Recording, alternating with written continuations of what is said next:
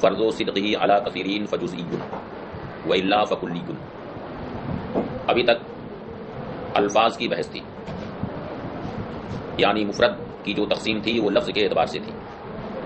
اب یہاں سے معنی کے اعتبار سے اس کی تقسیم شروع کرتے ہیں. تو مصنف کہتے ہیں کہ لفظ مفرد کا جو معنی اور مفہوم ہے اس کی ابتداءً دو قسمیں، جزئی اور کلی.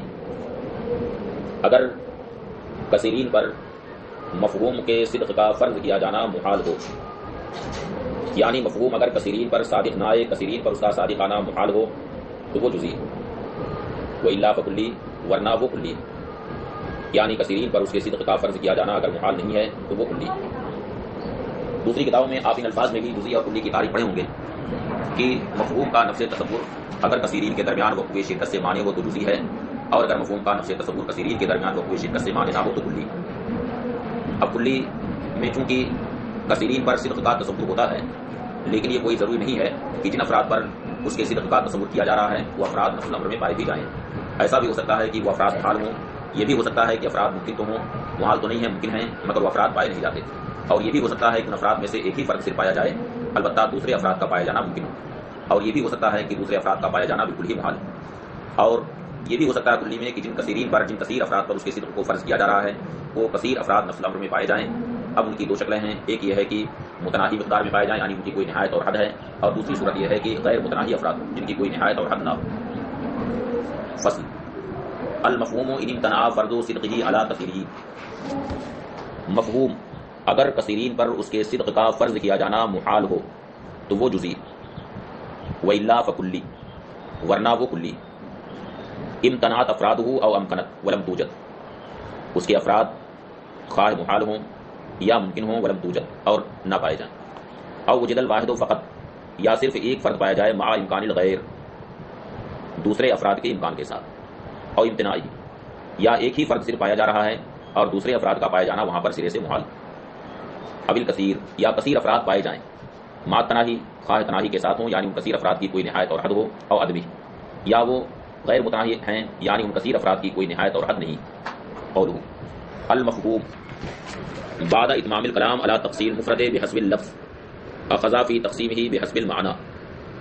لفظ کے اعتبار سے مفرد کی تقسیم پر کلام مکمل کرنے کے بعد مصنف نے معنی کے اعتبار سے مفرد کی تقسیم شروع کی.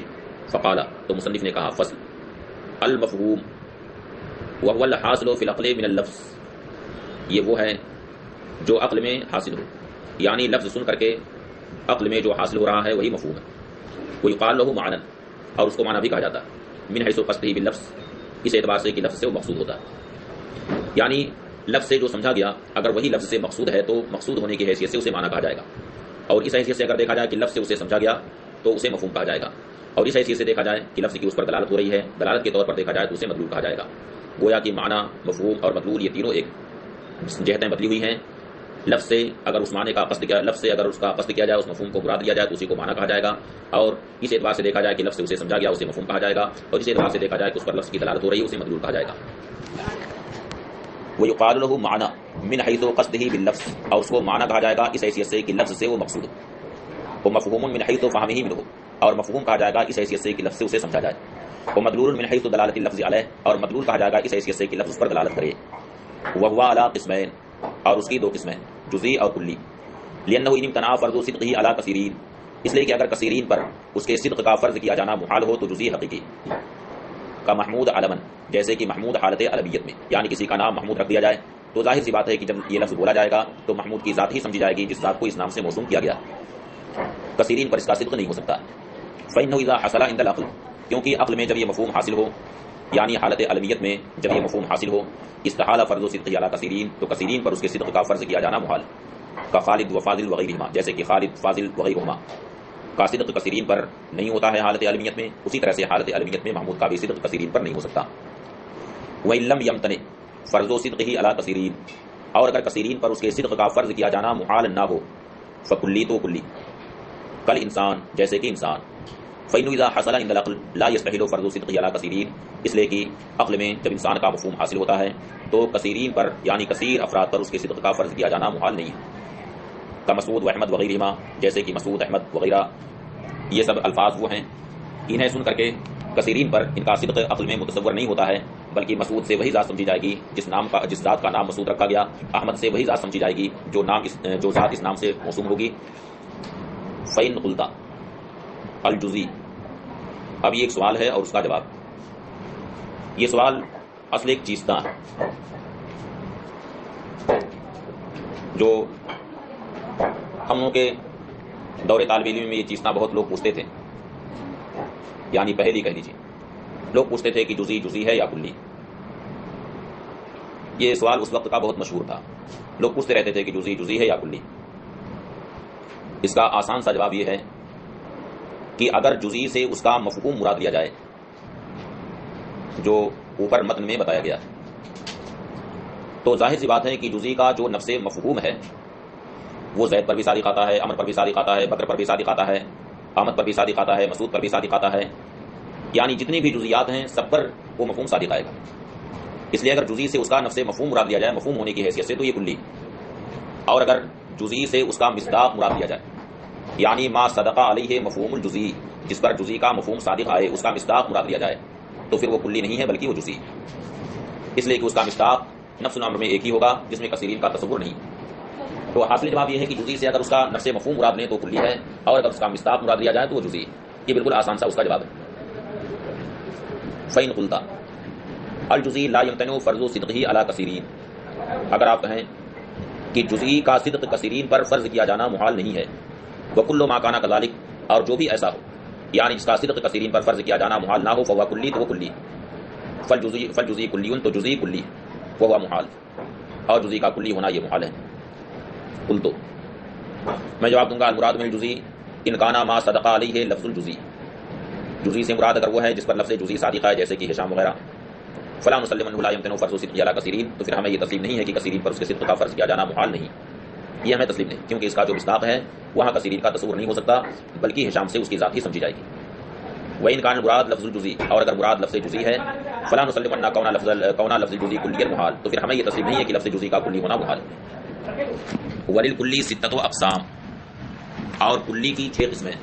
الاول ما یمتنع وجود افرادہ فی الخارج، پہلی قسم یہ ہے کہ خارج میں جس کے افراد کا پایا جانا محال، کا شریک الباری تعالی، جیسے کہ شریک باری تعالی، فإنہ کلی، یہ کلی ہے مگر اس کے افراد کا خارج میں پایا جانا محال، ممتنع الافراد فی الخارج، خارج میں اس کے افراد کا پایا جانا محال۔